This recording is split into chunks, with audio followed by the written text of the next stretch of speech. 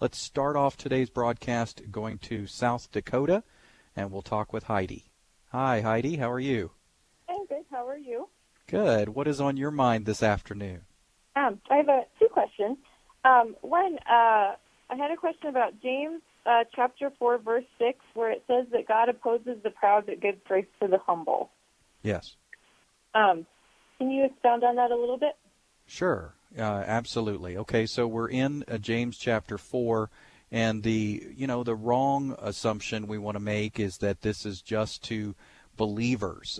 You'll notice here he's calling them adulteresses in verse 4. Later on, he's saying that there's some proud. Later on, he calls them sinners. Draw near to God, and he will draw near to you. Cleanse your hands, you sinners. Purify your hearts, you double-minded. So there's all kinds of humans. There's Christians in this congregation, in this group, who have lost sight of their first love. They're committing spiritual adultery, if you will. There's others who would be defined as sinners. There's some who still don't have cleansing. There's some who need purified hearts.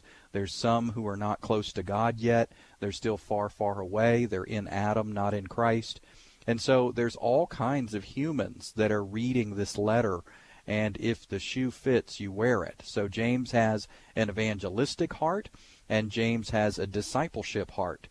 He wants to talk to unbelieving Jews and have them come to salvation. He also wants to talk to believing Jews and help them take their next step, walking by God's Spirit.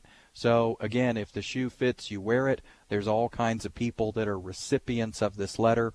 And then we come to your verse, the verse in question, James 4, verse 6. He gives a greater grace. It says, God is opposed to the proud, but gives grace to the humble. So, the gospel invitation requires humility. For the Jewish person, they have to decide, this is not about me and what I'm doing. This is not about my obedience. It's not about my commitment. It's not about my dedication. Narrow is the gate, and apparently that narrow gate is a man named Jesus, the man God, fully man, who died and rose again and made a way for me. He paved a way that is absolutely free. So I have to give up trying and be involved in trusting. I have to give up earning and achieving and look to a system that is all about receiving, not achieving. So this takes humility. This humbles the proud. So for the Jewish person, it was very humbling to admit that they could not self-justify, get themselves right by the law, and instead that they needed this new way of grace. So primarily, I think it's talking about that, the salvation decision, coming to Christ by grace through faith, and yet isn't that the case that even after we're saved, Heidi?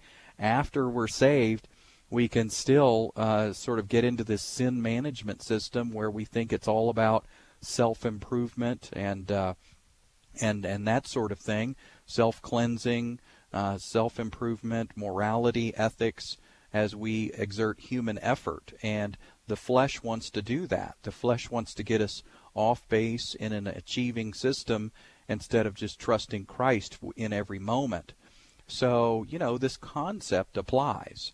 It applies because, God opposes the flesh, and God gives grace to the new creation, but opposes prideful flesh. Even in a believer after salvation, we can struggle with a prideful, fleshy attitude about spirituality. And what we're going to butt our head up against is the simple idea that we can't self-improve and we can't self-fix. And it's not about us and what we're doing. It's about Jesus and what he did and what he's doing, living in and through us. So I think the concept applies through and through. Before and after salvation, this holds true that God gives grace to the humble. Nevertheless, the context seems to be primarily talking about the salvation decision for Jewish people who were the recipients of James's letter.